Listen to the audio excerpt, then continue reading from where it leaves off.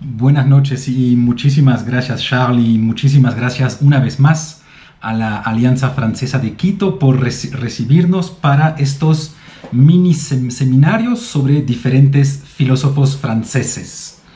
El filósofo que vamos a tratar este mes en 4 sesiones diferentes es un filósofo contemporáneo, de hecho es un filósofo vivo que sigue produciendo filosofía, y tal como lo comentaba Charles, es el filósofo francés Jean-Luc Marion. Es uno de los filósofos, probablemente con Alain Badiou, es uno de los filósofos franceses más leído, más traducido y más trabajado hoy en día a nivel mundial. Y lo interesante es que desde hace ya varios años está desarrollando una filosofía que ha llamado la fenomenología de la donación. Y es lo que vamos a intentar explicar durante esas 4 pequeñas sesiones. Tal como les comentaba, Jean-Luc Marion es un filósofo vivo que nació en el año 1946 y a lo largo de su carrera fue primero profesor en la Universidad de Poitiers. Poitiers en Francia como universidad tiene una carga simbólica un poco fuerte cuando uno es nombrado para su primera posición académica como profesor en la Universidad de Poitiers, pues obviamente, necesariamente, siente esa carga porque es la universidad por la cual pasó René Descartes. Entonces, obviamente, al ser nombrado como primera posición académica en la Universidad de Poitiers, pues se imaginan la carga filosófica que esto pudo conllevar. Durante muchos años fue también profesor en la Universidad de París IV, la Universidad Sorbona París IV. Bien saben que existen en realidad ahora mismo en París ya no una Sorbona, sino Sorbonas diferentes, París I, París IV, París III, pero una vez más hay un prestigio un poquito particular para la Universidad París Sorbona IV, porque es realmente la Sorbona histórica. Es la Sorbona en la cual existe actualmente la cátedra de metafísica más prestigiosa que pueda existir. Existen cátedras de historias de la filosofía también extremadamente prestigiosas. Es la universidad en la cual dio clases hace siglos el mismo Santo Tomás. Y es también en esta universidad que sigue funcionando hoy en día el Centro de Investigación de Estudios Cartesianos. Jean-Luc Marion ya se jubiló de las universidades francesas, pero sigue siendo profesor de teología en la Universidad de Chicago. Además, es una persona conocida por ser alguien bastante cercano del antiguo Papa Benedicto XVI, a tal punto que mucha gente piensa que detrás de la carta encíclica Deus Caritas Est, pues están en realidad casi todos los conceptos de la obra filosófica y de la obra fenomenológica de Jean-Luc Marion. En el campo académico, Marion es conocido o es estudiado, es leído dentro de 3 campos diferentes, en 3 ámbitos diferentes. Primero, es reconocido por ser un gran especialista de Descartes, es decir, que es ante todo una persona que entre los años 70 y los años 80 revolucionó la manera que teníamos de leer a Descartes. Pero también es muy trabajado en el campo de la fenomenología y más que todo en la tercera ola de la fenomenología francesa. ¿Se acuerdan que la fenomenología conoce como mínimo 3 olas diferentes a comienzos del siglo XX o finales del siglo XIX, comienzos del siglo XX? La ola alemana, la ola de la fundación de la fenomenología.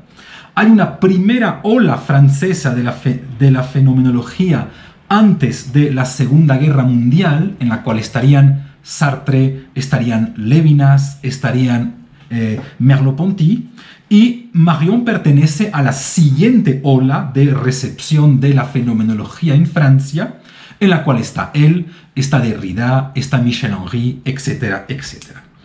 Y hay un tercer campo dentro del cual también se lee muchísimo la obra de Jean-Luc Marion, y es el campo de la teología.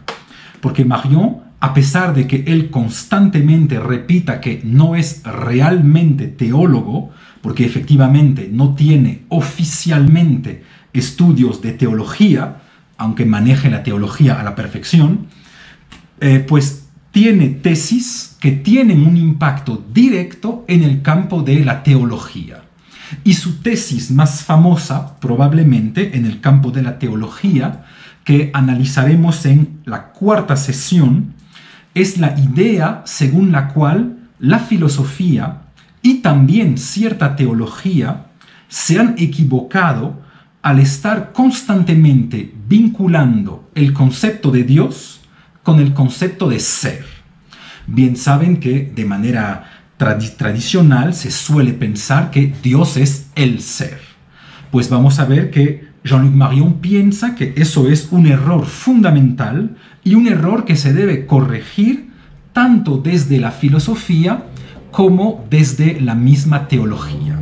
Entonces, si ven, tres campos fundamentales dentro de los cuales Marion desarrolla su filosofía: Descartes, la fenomenología y la teología. Pero en realidad esos tres campos, como bien se imaginan, no son campos completamente desvinculados. Es justamente por sus conocimientos dentro del campo de la teología que pudo leer a Descartes de una manera radicalmente nueva. Y sobre todo, la gran novedad que propuso Jean-Luc Marion para comenzar a leer a Descartes consiste en decir que toda la obra de Descartes se debe leer en realidad a partir de una pequeña carta que encontramos en los varios volúmenes de los cuales consta la correspondencia de Descartes. Y la idea de Marion consiste en decir: la tesis más importante de Descartes, la que debe servirnos para interpretar toda su obra, es la tesis cartesiana conocida como la creación de las verdades eternas. Les cuento rápidamente de qué se trata. La idea de la creación de las verdades eternas responde a la problemática siguiente. Consiste en decirse: Dios está o no sometido, tal como los seres humanos, a las leyes de la lógica y por lo tanto a cierto tipo de verdades. Por ejemplo, todos sabemos que la suma de los tres ángulos de cualquier triángulo es 180 grados. Y la pregunta es: ¿Dios hubiera podido hacer que la suma de los tres ángulos de cualquier triángulo no sea 180 grados, sino 160 grados o 210 grados? Pues existe todo un debate a raíz del siglo, sobre todo en el siglo XVII, en el cual muchos filósofos y muchos teólogos van a intentar mostrar que, en última instancia, Dios está sometido a las leyes de la lógica y que Dios está sometido, por lo tanto, a la existencia de ciertas verdades que Él no puede modificar.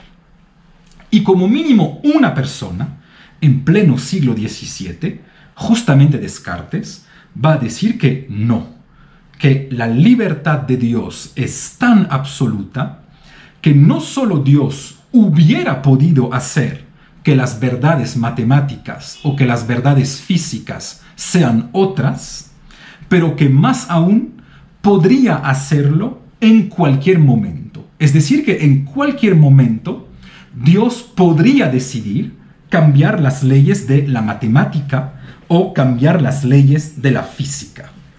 Y toda la problemática, y por eso Marion fue realmente un relámpago dentro del campo de los estudios cartesianos, porque esta tesis fundamental sobre la cual Marion va a construir toda su interpretación de Descartes casi no aparece, o como mínimo no de manera tan explícita, en las grandes obras de Descartes, ya sea las meditaciones, los principios, el discurso del método, sino que es una pequeña tesis que tenemos que ir a buscar en una de las cartas que Descartes redacta para uno de sus amigos parisinos, el padre Mersenne.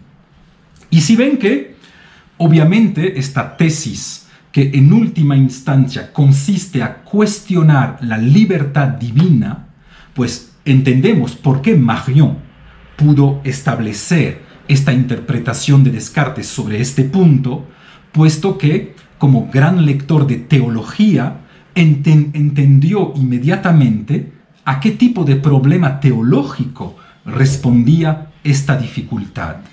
Lo que a lo mejor personas no formadas como él a la teología no podían realmente entender a qué tipo de problemática contestaba realmente esta tesis. Y eso me permite también añadir un pequeño punto. Se suele distinguir en filosofía las personas que hacen historia de la filosofía de las personas que son propiamente filósofos y que construyen sus obras filosóficas propias. Pero en realidad bien sentimos que esta separación entre historiadores de la filosofía por un lado y filósofos del otro lado es absolutamente artificial, puesto que para poder ser un gran historiador de la filosofía hay que ser capaz de hacer grandes preguntas filosóficas a los textos, por lo que en realidad el historiador de la filosofía es también necesariamente un gran filósofo. Eso también se puede evidenciar con el caso de Derrida. ¿Se acuerdan que en el seminario sobre Derrida habíamos visto que en un texto que se llama La farmacia de Platón, Derrida demostraba, en contra de todos los grandes historiadores de la filosofía antigua, que el concepto clave para poder entender a Platón era un pequeño concepto al cual nadie había hasta ahora pensado. Todo el mundo imaginaba que para interpretar a Platón era importante entender su teoría de la idea o su teoría de la sofística, el mito de la caverna, etcétera, etcétera. Y de repente llega Derrida y dice, pues no, lo más importante para poder entender a Platón es entender la problemática del veneno y de la medicina. Pues de la misma manera, en los estudios cartesianos, Jean-Luc Marion tuvo un poquito este papel, es decir, el demostrar que a partir de un texto que podía parecernos completamente secundario, una simple carta, a partir de un texto al cual casi nadie había dado realmente importancia, podíamos reconstruir la totalidad de una interpretación de la totalidad de la filosofía de Descartes, no solo de ciertos textos, sino que además podíamos reinterpretar completamente a Descartes.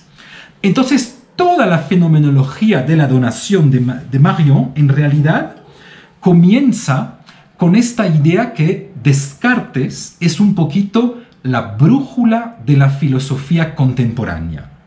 Y es la brújula de la filosofía contemporánea simplemente porque Descartes acaba la metafísica. Pero detrás de la frase de Descartes acaba la metafísica, debemos entender toda la polifonía del verbo acabar, puesto que acabar puede en realidad significar dos cosas un poquito diferentes. En un primer sentido, Descartes acaba la metafísica en lo que la lleva a su cumbre más alta. Es decir, que de cierta manera, Descartes compila todos los siglos pasados en los cuales se ha podido construir la metafísica para construir, pues de cierta manera, el último edificio o el edificio más magnífico de la metafísica. En este sentido, acabar con la metafísica significaría realizarla plenamente. Pero acabar, además de realizar plenamente, también podemos entender detrás del verbo acabar la idea de acabar con algo. Y en este sentido, ya no sería realizar plenamente a la metafísica, sino matar a la metafísica. De la misma manera que un sicario puede acabar con la vida de alguien. Entonces, si ven que hay inmediatamente esta ambivalencia de Descartes en relación con la metafísica, que nos permite entender que para Marion, Descartes termina la metafísica y que también nos muestra ya los caminos para poder terminar con la metafísica. Por decirlo en términos derridianos, lo que Marion nos muestra es que la metafísica está en deconstrucción como mínimo desde Descartes. Por lo que la idea supuestamente supercontemporánea del fin de la metafísica es la idea más antigua que pueda realmente existir. Ahora bien, ¿cuál es el problema que existe con la metafísica? Porque en realidad toda la fenomenología de la donación se puede leer como una especie de tentativa de construir una filosofía no metafísica. Se trata de asumir el fin de la metafísica para poder atravesar ese fin y seguir pensando después del fin de la metafísica. Pero inmediatamente surge la dificultad. ¿Cuál es el problema con la metafísica? ¿En qué la metafísica ha fallado para que tengamos que atravesarla y eventualmente liberarnos de ella? Pues para Marion la metafísica ha fallado en este sentido que siempre pensó dentro del marco de los límites del ser humano. Y esto se puede ver de dos maneras diferentes. Primero, porque en el campo del conocimiento, la metafísica es la rama de la filosofía que siempre intentó establecer conceptos. Pero todos entendemos que un concepto, o que cuando creamos un concepto, pues este concepto siempre refleja los límites del pensamiento humano. A lo mejor existan cierto tipo de cosas, veremos cuáles, que no pueden entrar dentro de los conceptos. Los conceptos son un instrumento del entendimiento humano y por lo tanto es por definición un instrumento limitado. Pues una de las dificultades de la metafísica, según Marion, es haber querido, dentro del campo del pensamiento, haber querido reducir absolutamente todo a una especie de concepto. La segunda dificultad que Marion va a plantear es la idea según la cual también la metafísica fue obsesionada por la problemática del ser. Es decir, que desde siempre existió un vínculo entre ontología y metafísica. Eso regresaremos mucho sobre este punto. Entonces, si ven que hay dos fallos para Marion en el campo de la metafísica, y son esos dos fallos que vamos a tener que corregir. Hay un fallo sobre la problemática del ser, hay un fallo ontológico, y hay un fallo sobre la problemática del conocer. Es decir, hay también un fallo al nivel del pensamiento, al nivel del mismo conocimiento. Y les doy dos ejemplos rápidos para que podamos avanzar.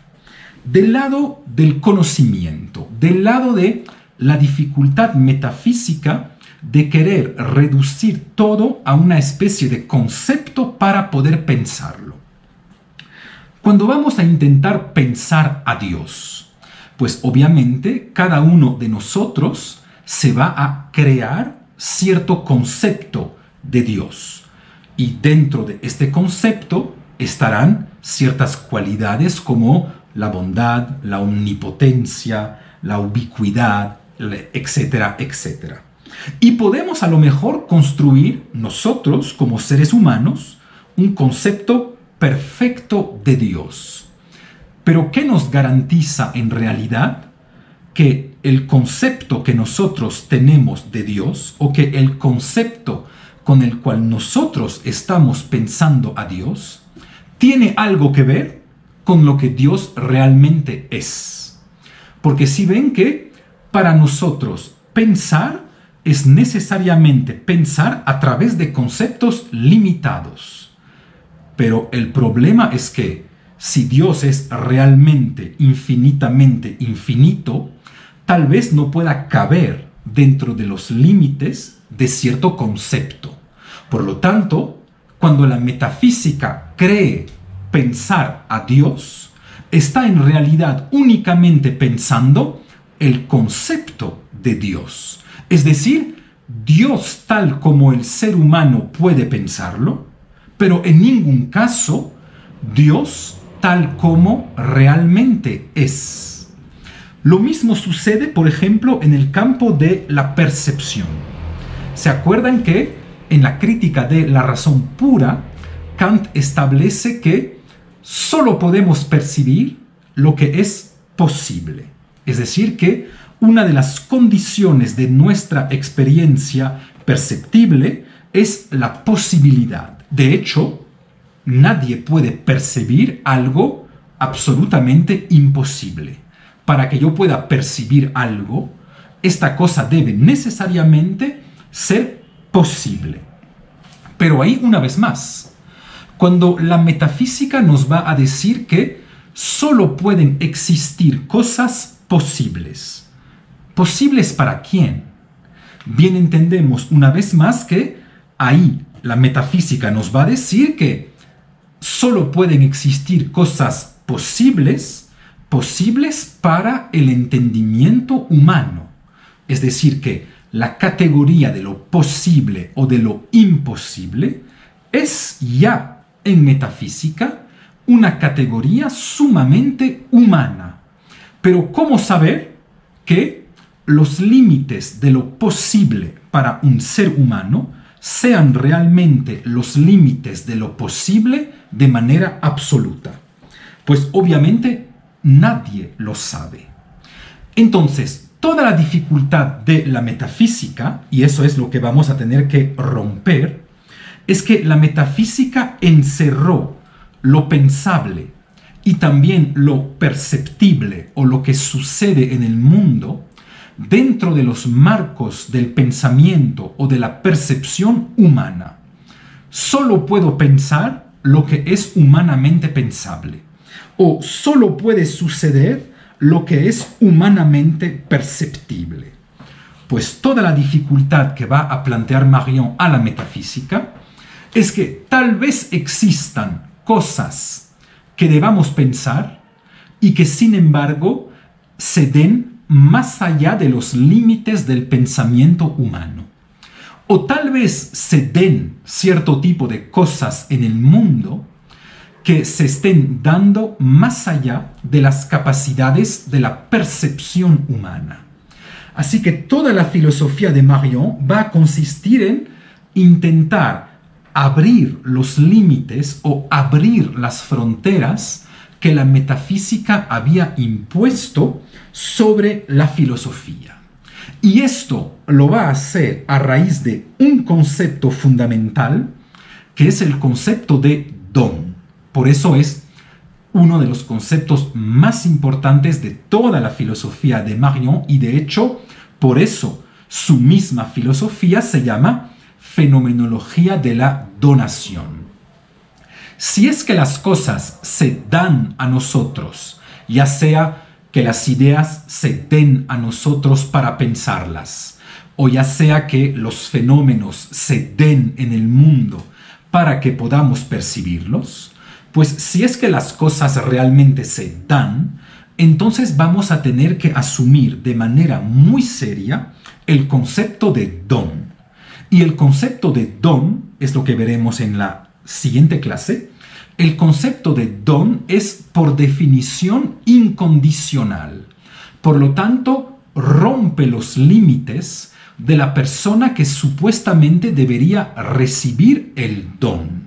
Si yo limito lo que se da en el mundo a lo que yo soy capaz de recibir, ya sea por mis capacidades cognitivas o por mis capacidades perceptivas, pues en realidad no estoy recibiendo la totalidad de lo que se da. Estoy simplemente recibiendo lo que yo soy capaz de recibir. Pero esto obviamente ya no sería exponerse al don de las cosas. Sería completamente reducirlo.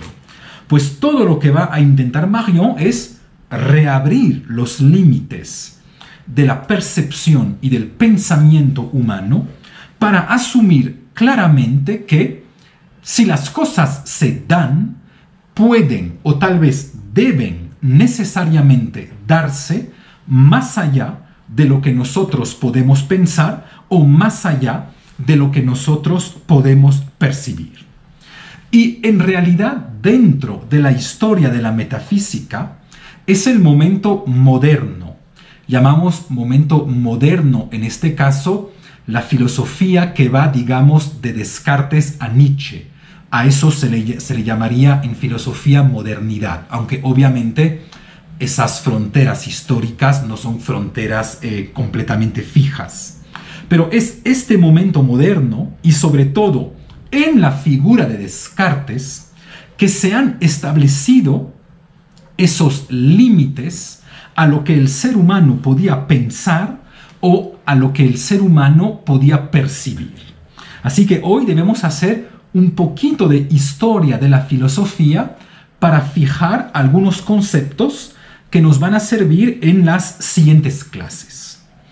En el año 1975, Marion publica su primer libro sobre Descartes, que se llama Sobre la ontología gris de Descartes, que es su tesis doctoral.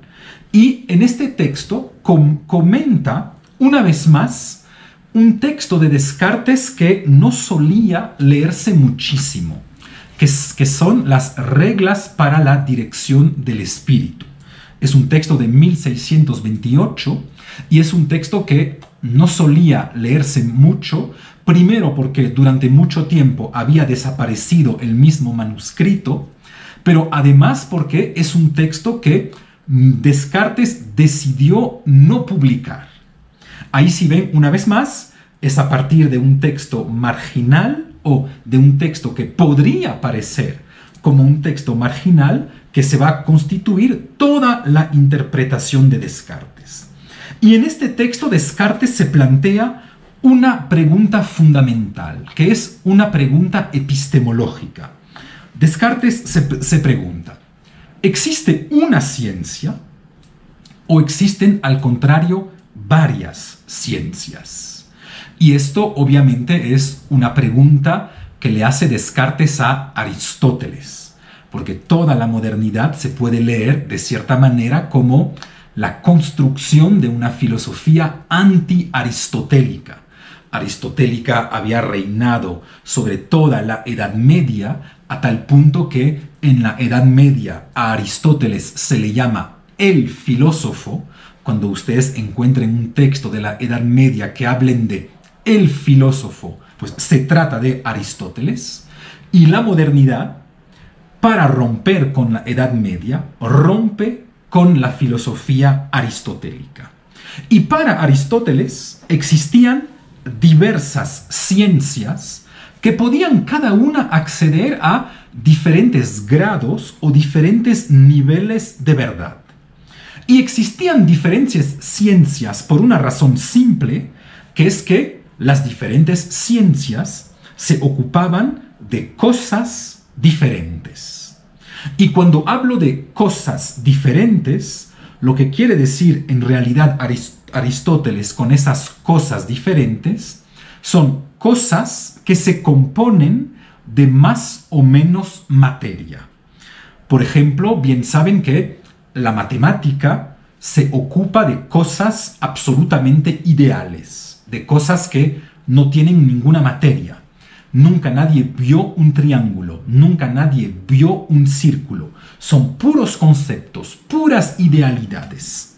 En cambio, podemos avanzar en las ciencias a raíz de la complejidad de la materia, del objeto que intentan analizar. Y podríamos decir que de la matemática a la física caemos en la materia y comenzamos a introducir la materia en la ciencia. De la física a la química pasamos a niveles de materias aún más complejos. De la química a la biología se complica aún más el nivel de materia que debemos integrar. De la biología a la antropología, de la antropología a la sociología, ahí estamos al nivel más complejo de materia que la ciencia necesita analizar. De la matemática a la sociología, hemos introducido en ciencia una multitud de grados de complejidad de la materia que hace, explica Aristóteles, que si bien la matemática es una ciencia que alcanza el nivel más alto de la verdad, que es la certeza, pues la sociología o la ciencia política no pueden alcanzar ese nivel de certeza, sino que deben simplemente asumir que van a describir probabilidades. Y entendemos fácilmente este punto, la idea según la cual mientras más material sea el objeto de una ciencia, menos certera será esta ciencia. Por una razón muy simple. La materia es lo que introduce indeterminación en el mundo. Ustedes bien saben que cuando en los conceptos matemáticos no hay materia, pues podemos decir que un círculo tiene las mismas propiedades que otro círculo. En cambio, en las ciencias en las cuales estamos tratando con materia, todos bien sabemos que por muy similar que sea una guitarra a otra guitarra, incluso si están hechas con el mismo plan, incluso si la madera proviene del mismo árbol, de toda manera esas dos guitarras no sonarán exactamente de la misma manera. ¿Por qué? Pues porque contienen cierta materia que introduce cierta diferencia en el mundo. De hecho, la palabra griega ile o ule para decir materia también significa madera, para significar que la materia es lo que produce indeterminación. Todos sabemos que la madera, según la temperatura, según el grado de humedad, pues en realidad se modifica un poquito. Se puede inflarse, puede al contrario secarse, y cualquier músico bien sabe que la temperatura y la humedad determina completamente el sonido que va a salir de los instrumentos hechos de madera. Así que para Aristóteles existen diferentes ciencias simplemente porque cada ciencia va a tener que adaptarse al tipo de objeto que va a intentar analizar. Por esta razón, el método de la matemática no es el método de la sociología y no producen el mismo tipo de grado de verdades porque se ocupan de objetos que son ontológicamente diferentes. Pues en este pequeño texto de Descartes, Descartes va a intentar decir contra Aristóteles que en realidad solo existe una ciencia. ¿Y por qué solo existe una ciencia? Pues porque la ciencia no se ocupa de cosas, sino que la ciencia se ocupa de objetos.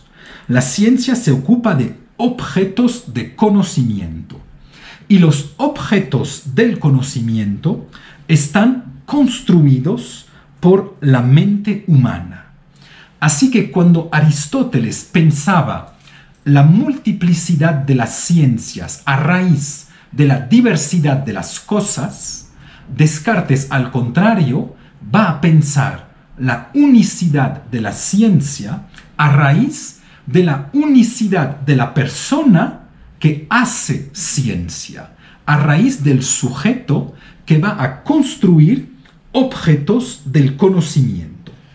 ¿Y cómo surgen estos objetos del conocimiento de los cuales nos habla Descartes? Pues es fácil, explica Descartes, el conocimiento funciona según dos operaciones fundamentales, la intuición y la deducción. Y ahí ven que inmediatamente podemos establecer un vínculo entre la teoría del conocimiento y la teoría de la percepción, puesto que la misma palabra intuición, en latín intueri, significa ver a través de. La intuición siempre es una especie de visión, tal como si el conocimiento se tratara de visiones internas. Cuando yo pienso algo, tengo la sensación que lo veo, y por otro lado, la percepción común sería una especie de visión externa. De ahí la unión entre teoría del conocimiento y teoría de la percepción. Entonces Descartes dice, un conocimiento certero, el único conocimiento válido para Descartes, siempre comienza con una intuición, es decir, la certeza inmediata de una idea extremadamente simple, y es sobre esta intuición certera primera que voy a poder construir toda una cadena de deducciones lógicas, y si hago bien mis deducciones lógicas, al final de la cadena de deducciones, pues volveré a encontrar la certeza de la intuición primera en la última o en el último pensamiento que acaba la totalidad de mi cadena de deducciones. Entonces, si ven que es un problema el conocimiento en Descartes siempre es un problema de intuición y de deducción. Y ahí viene la problemática que nos interesa a nosotros para poder pensar Marion. Marion plantea, pero a ver, en Descartes, ¿de qué tipo de cosas podemos tener intuiciones? ¿Y qué es realmente una intuición? Y Marion va a decir, para Descartes, tener una intuición siempre consiste un poquito en transformar una cosa dentro de un objeto. ¿Y cómo hago para transformar una cosa dentro de un objeto? Pues es fácil. De esta cosa solo voy a focalizarme sobre lo que es entendible para un entendimiento humano. Es decir, que el proceso a través del cual pasamos de la cosa al objeto es un proceso de reducción. A lo mejor en la cosa existen muchísimas cosas inentendibles, pero cuando yo hago entrar esta cosa dentro del proceso del conocimiento, voy a reducirla a lo que yo puedo entender de ella. Y lo que yo puedo entender de ella es justamente lo que llamamos un objeto. Si ven, inmediatamente con este proceso de reducción, bien entendemos lo que quiere decir Marion cuando dice que la filosofía moderna redujo la totalidad de lo pensable a lo que era posible pensar para un ser humano, o redujo la totalidad de lo perceptible a lo que es perceptible para un ser humano. Ahora bien, ¿cuál es la ciencia que elaboró de la manera más precisa y más fina este proceso de reducción? Pues es obviamente la matemática, que produce certezas. Entonces vamos a tener que focalizarnos sobre el proceso de conocimiento matemático para ver si es que podemos extraerlo y aplicarlo a la totalidad de las ciencias. De ahí la obsesión del siglo XVII por la matemática. No se trataba únicamente de hacer matemáticas por hacer matemáticas. Se trataba de decir que, puesto que la matemática produce certezas, si logramos exportar el método matemático a otras disciplinas, también podremos producir certezas dentro de estas nuevas disciplinas. ¿Y de qué se ocupa, dice Descartes, la matemática? ¿O por qué la matemática produce certezas? Pues porque la matemática se ocupa esencialmente de dos cosas fundamentales. Se ocupa de los problemas de medida y se ocupa de los problemas de orden. Se ocupa de los problemas de orden en el álgebra y se ocupa de los problemas de medida en geometría. ¿Y qué quiere decir realmente ocuparse de orden y ocuparse de medida? Pues todos entendemos lo que significa poner algo en orden. Poner algo en orden siempre consiste en decir que esto viene primero, esto viene segundo, y luego esto, y finalmente esto. Es decir que poner en orden o ordenar siempre consiste en poner algo dentro del tiempo. Es temporalizar los objetos. ¿Y en qué consiste la medida? Pues medir siempre es medir en el espacio. Por lo que en realidad medir algo siempre es proyectarlo dentro de cierto tipo de espacio. Entonces ahora entendemos lo que quieren hacer realmente los matemáticos y cómo limitan sus objetos a ciertas condiciones para poder producir certezas. Los matemáticos logran producir certezas porque siempre se ocupan de las cosas que están en el tiempo, orden, y de las cosas que están en el espacio, medida.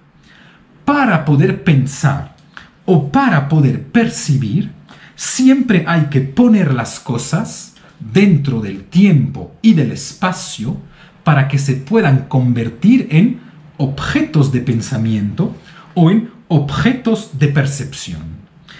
E inmediatamente surge la dificultad. ¿Qué pasa con todas las cosas que no existen ni en el tiempo ni en el espacio? ¿Acaso no podemos conocerlas? ¿O acaso no podemos percibirlas? Les doy 4 ejemplos para darles una idea de cómo funciona esta dificultad. Si reducimos el proceso de conocimiento a lo que existe en el tiempo y en el espacio, o si reducimos el proceso de percepción a lo que se da en el tiempo y en el espacio, ¿qué pasaría entonces con la figura de Dios? Que es, por definición, atemporal, que por lo tanto existe por fuera del tiempo. Pero ¿qué pasaría incluso con la figura del amor? Que por definición también solo puede ser atemporal. Solo se le puede decir a alguien, te amaré para siempre. Es decir, fuera del tiempo. Pero lo mismo sucede para ciertas cosas que parecen escapar al espacio. ¿Qué pasa con toda la problemática del yo?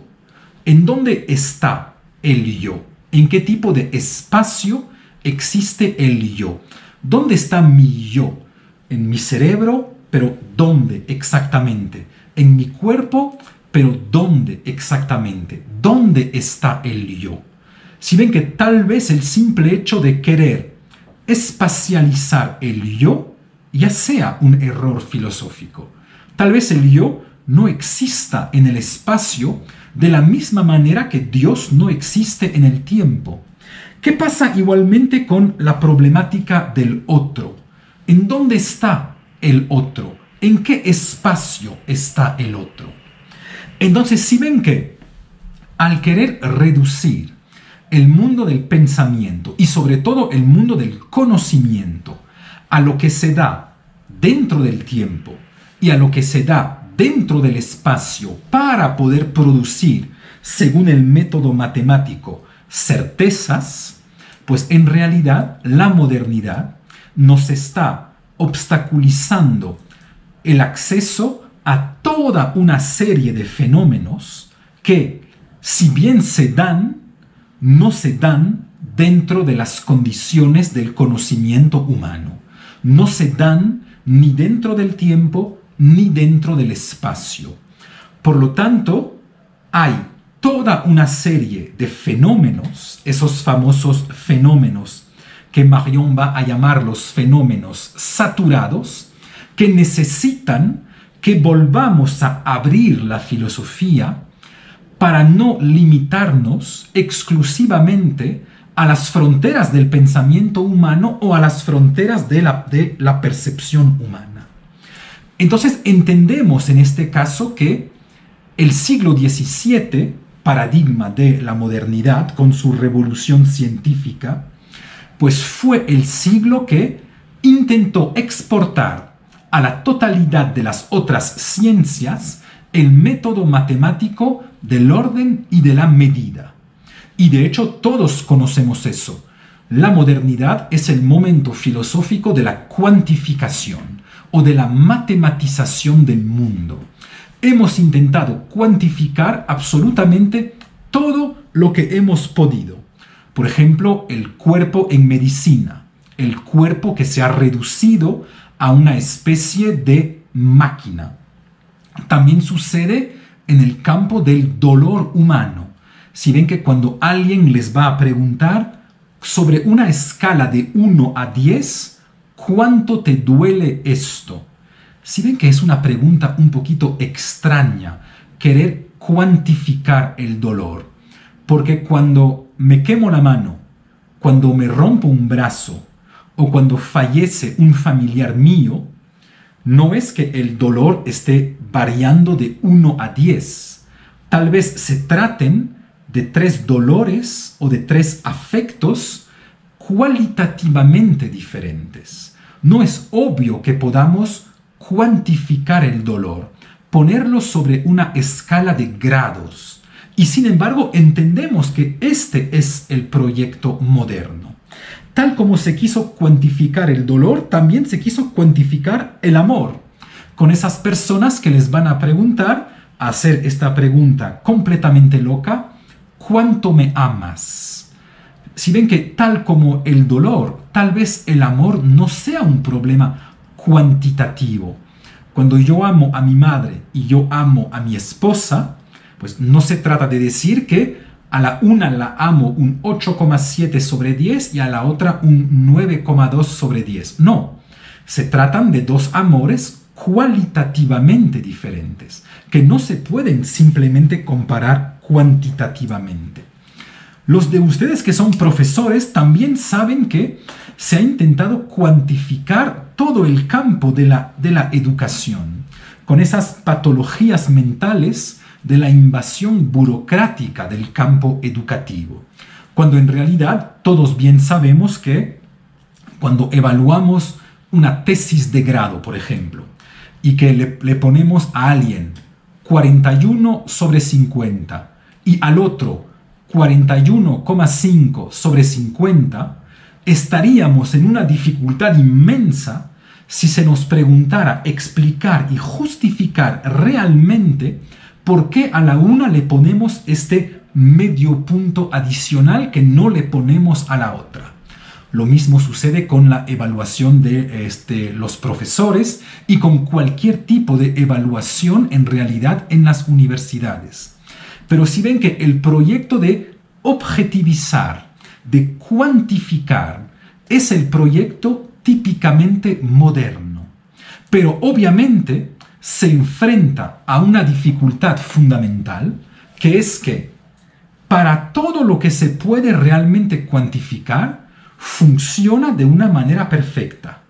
Y en este sentido, debemos reconocerle a Descartes el hecho de haber dicho: dentro del pequeño campo reducido que podemos cuantificar, la ciencia producirá certezas. Pero ¿qué pasa con todo el campo de objetos que no podemos realmente cuantificar. Pues esos objetos, lastimosamente, quedan en muchas ocasiones fuera del campo del conocimiento o fuera del campo de la percepción humana. Así, al haber querido reducido las cosas a simples objetos de conocimiento o a simples objetos de percepción, hemos en realidad obstaculizado el surgimiento de la realidad a las condiciones de posibilidad que nosotros le estábamos imponiendo. Yo le impongo al mundo ciertas reglas para que yo sea capaz de pensarlo o para que yo sea capaz de percibirlo. Sí, pero ¿qué pasa cuando el mundo quiere darse por fuera de esas supuestas reglas que yo le quiero imponer? Y este fenómeno moderno que encontramos en Descartes, pues obviamente se ha redoblado en la filosofía de Kant, puesto que Kant es realmente quien determinó el concepto de fenómeno para toda la filosofía moderna y de hecho para varios siglos después de él. Y todos sabemos que Kant también es un filósofo del límite y es un filósofo de la finitud. Su simple distinción entre el fenómeno y el noumeno ya marca que nosotros, seres humanos, tenemos acceso a ciertas representaciones que somos capaces de producir sobre el mundo, pero que en realidad nunca tenemos acceso a las cosas tal como realmente son en sí. Y esto se marca de la manera más evidente en toda su filosofía del conocimiento, cuando Kant nos recuerda que el fenómeno se compone de una materia y de una forma. Por un lado, recibo cierta materia del mundo a través de la intuición sensible, y esta intuición sensible la voy a ordenar con las categorías del entendimiento, de cierta manera que lo dado del mundo dentro de la intuición sensible siempre me pueda aparecer de manera ordenada en tanto que fenómeno. Entonces, si ven que hay dos facultades diferentes, la sensibilidad que recibe la materia del fenómeno y el entendimiento que al contrario organiza esa materia del fenómeno. Pero una vez más surgen las dos dificultades fundamentales que ya habíamos encontrado en Descartes. ¿Se acuerdan que en Kant las formas a priori de la intuición sensible son una vez más el tiempo y el espacio? Para que yo pueda experimentar algo, este algo tiene que darse dentro de cierto tiempo y o dentro de cierto espacio. Pues, ¿qué pasa con las cosas que no se dan ni en el tiempo ni en el espacio? Segunda dificultad, para que yo pueda percibir fenómenos, debo organizar esta materia del fenómeno que recibo a través de la sensibilidad por las 12 categorías del entendimiento. Pero, ¿qué pasa si hay ciertas cosas sobre las cuales mis categorías del entendimiento no se pueden aplicar? ¿Qué pasa si cierto tipo de cosas se dan más allá de mi capacidad de organizar los fenómenos? Podemos tomar a lo mejor ejemplos simples.